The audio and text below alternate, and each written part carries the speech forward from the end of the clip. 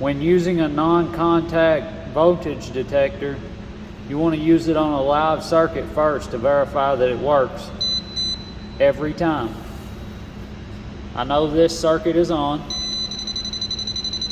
and I know my tester's working. Now, we're going to go over here and see if any of these wires are dangerous. The colored wires will be your hot wires, so you can pretty much just stick it in the bunch and verify that none of that is hot. We're also going to check this panel. None of those three are hot. Now we're going to go back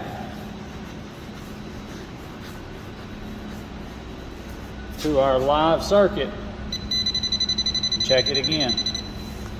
So now what I've just done is I have used a system called Live Dead Live. First I check live voltage, then I check dead voltage, then I check live voltage again. That is the safest way to do this test, and it should be done every time you intend to use this tester. Thanks and have a great day.